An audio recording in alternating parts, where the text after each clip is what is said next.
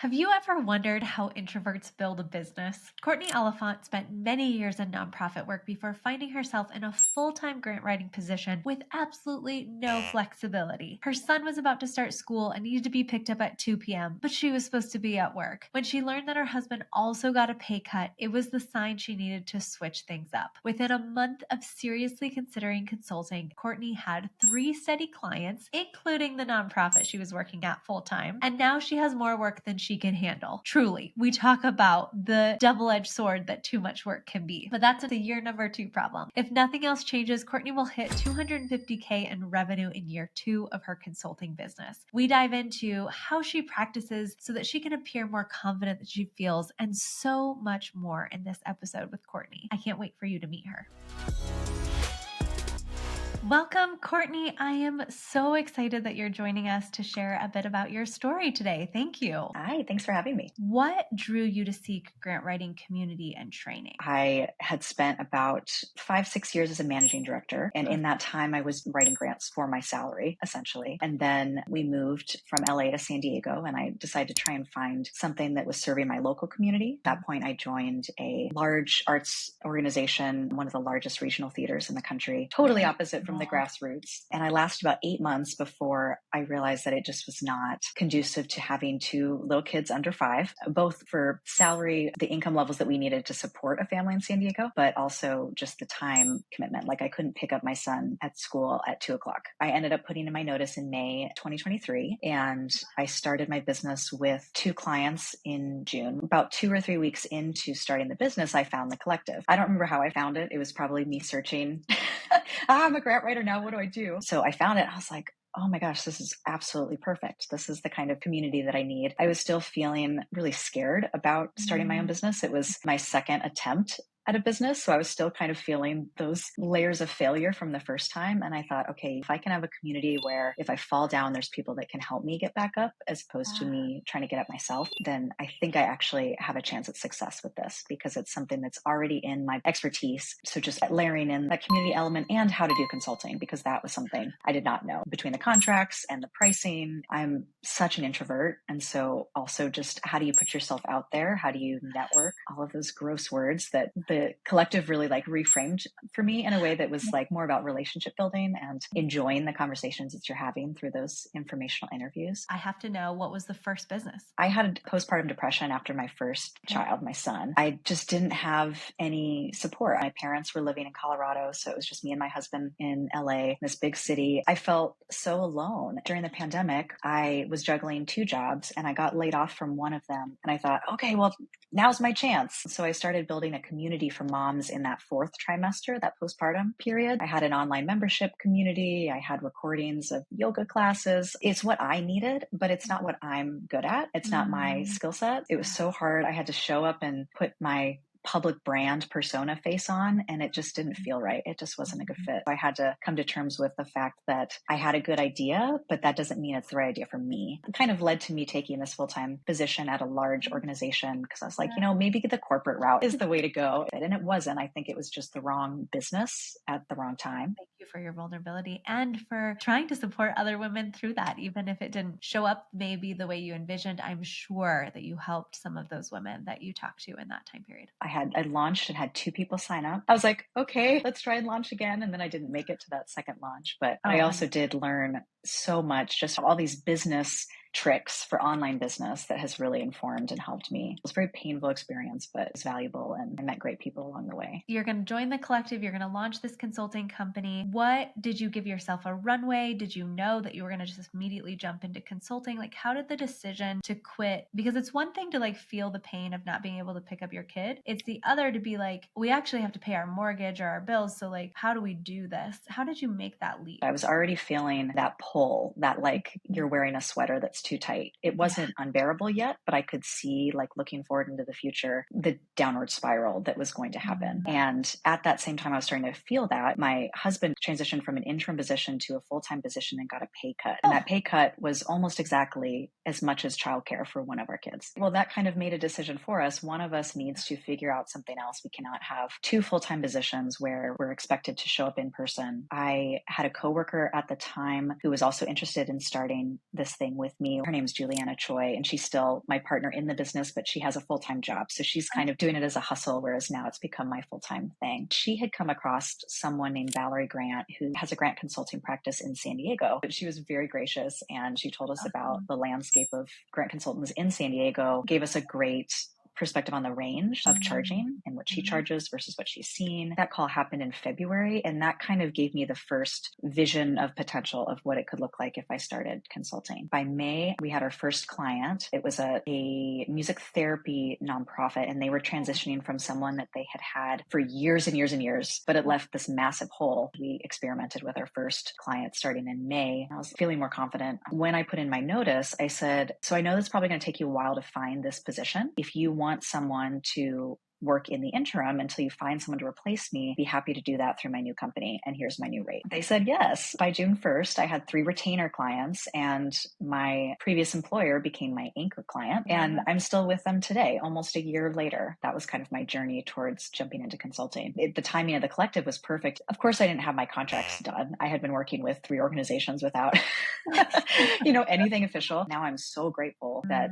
I had wisdom in that, because I'm just now seeing all of the potentials for how that can go wrong. Like when I'm asked to do things that I just don't have the capacity or bandwidth to do, or pushing beyond my retainer, knowing that I can bill above my retainer and doing that. I've had, I think, as much success as I have because I was able to put those pieces in place right at the beginning of the relationships. Take me back to a really challenging moment in your consulting journey. What was that like? What happened? It is a blessing, and I'm so grateful for how fast I was able to grow. But there was a lack of structure. It hit a breaking point because I just kept saying yes. I was like, yes, I can do more hours. Yes, I can add this client. Yes, I can do an additional funding strategy on top of all of this stuff. Because my fear that I still have is, well, if you lose one of these clients, how am I going to fill that right away? I need to keep saying yes to things, keep having things in the pipeline in case things go away. And finally, in February, brought on my mom as kind of an office manager. She's been helping me just in the last month. These things that I was able to do that with about 3 clients. And then once I added a 4th and increased hours, I couldn't do it anymore. And that was really scary. Just reckoning with my own capacity and knowing when to ask for help and how to ask for the right help. It's hard to figure out. Most of us don't figure it out on the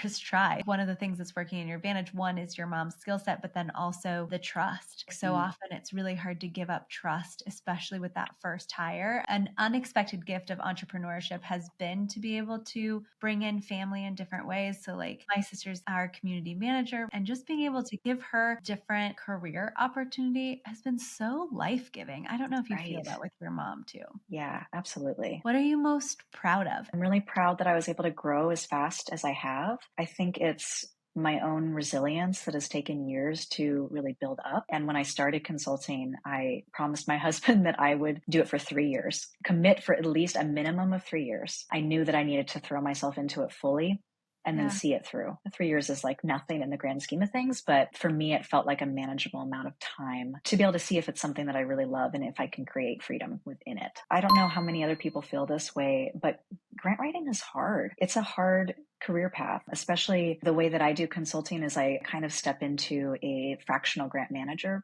position with organizations. So I become their grant management team, which means that I have to jump between my finance and budgeting brain and my narrative writing brain and strategic thinking and research. You also have to be a good communicator. You have to be able to speak to funders confidently. The networking and the having to go out and be visible and be present, give recommendations to people who are running multi-million-dollar organizations confidently. All of those things brought out a lot of fear in me that I've had to just drive through and get advice from people like in the collective. I'm proud of that, of being able to lean into the uncomfortable. What have you done to quelch that fear or to move past or to choose the uncomfortable? You're doing it all the time and you're doing it very well. So what do you do? For me is preparation. I do a lot of practicing. Like I practice in the car. I'll be driving to pick up my kids and I'll be practicing the way I'm going to talk about a funding strategy with a potential client. So I rehearse a lot. I started implementing that as an actual practice of, I know that I have a call that I'm a little nervous about or worried about, and I'm going to try and write out some bullet points in the script. I'm going to practice it until it sounds natural. Then just trust in that preparation when you go into the call. And I found that that helps me push past a lot of the anxiety that I have as an introvert. This is so powerful. When I decided to join Meredith full-time, I had to resign from a position that I thought was my dream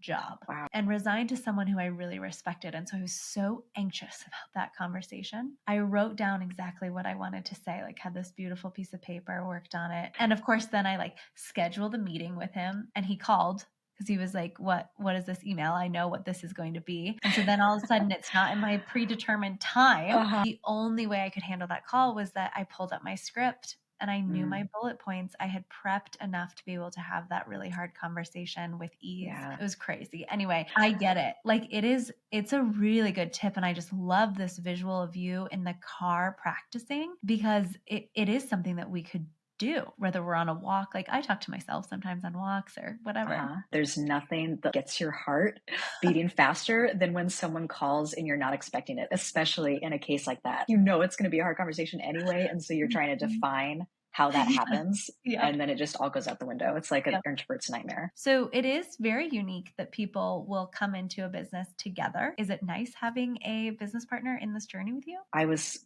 kind of scared to start another business again by myself. So I felt like if I have someone who can balance me out and can be a sounding board, then that will give me the confidence I need to step away into something unknown. We had a lot of the same struggles and we envisioned a very similar dream business, which would be something that gave us flexibility. And so that's what we kind of latched onto together. It was like, yes, we want to do grant writing. We want to support these organizations, but as people, we share the same vision for our lives. And so that's how I knew that it was a good fit. Now, even though she's only doing a few hours a month in the business with one particular client, but she's always there on Slack to, can you read this email before I send it? I'm scared to send this. I'm about to have a prospect meeting. I think I'm going to offer this. What do you think? Because she has investment in the business, then she's able to be real with me. Having someone in your corner that's fighting for the same kind of life that you want is really special. It makes me very happy to know that you have that because it is something that Meredith and I often will take for granted. And then we'll be in spaces where people don't have a relationship like ours. And it's like, wow, it is so special. So it just makes me so happy when other people have found that sort of magic too. You're like the experts in your individual skills. It's almost like you form one brain.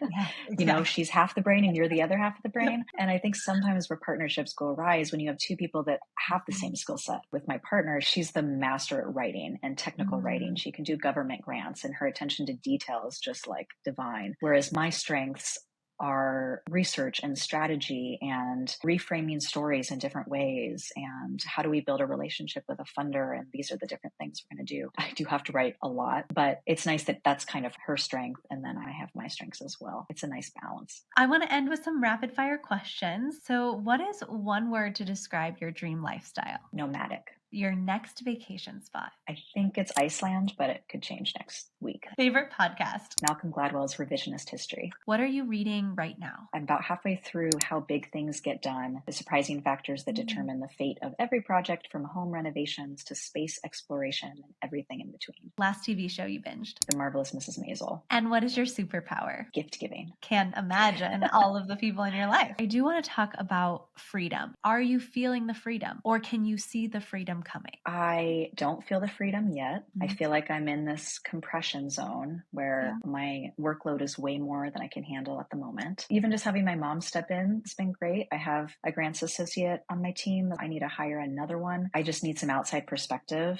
and some strategy to put things in place. If I don't get any more clients and I don't do any more funding strategies, I stay exactly as I am, I'm going to hit 250K for 2024, which is extraordinary. So now I have to figure out, how is that sustainable? Do I want to grow? Do I want to keep it at that size, but just have more freedom? That's what I'm still trying to find. I know I'm going to get there. You're going to start to understand your zone of genius even more. The more projects you do, the longer this goes in. Outsourcing the non-zones of genius will become easier with time. I think you're close to freedom. Like you're feeling the pain right now a lot. And so that'll allow for other decisions to be made so that you can reclaim that freedom. That's nice to hear you say. I can see myself from your perspective and that's great. Meredith hired me. Her goal was like, I need 4 days solo bike packing because she's crazy. Bike packing. Like, at least we use our legs. Anyway, bike packing for 4 days in the middle of nowhere. And she was like, that's my goal. Like, I just need 4 days. And we were able to get it. And that just shifted kind of everything of like, we know we can do it. Now we have to figure out how we intentionally replicate it and build this business so that we do have the freedom we got into it for. for. That's It's awesome. coming. I know it. I did just take my first vacation since I started the business. It felt like I was preparing for sabbatical to just take that week off. Got a taste of the potential. Now I just need to figure out how that is achievable on a larger scale and without having to work double time in order to take the time off and the vacation you need. I'm so excited because we get to actually see each other in person in like a month. I'm so pumped. It's going to be awesome. Well, thank you so much for joining us today and sharing so much about your story. It's really beautiful. And I know that freedom is just around the corner. Thanks, Alex. It was great chatting.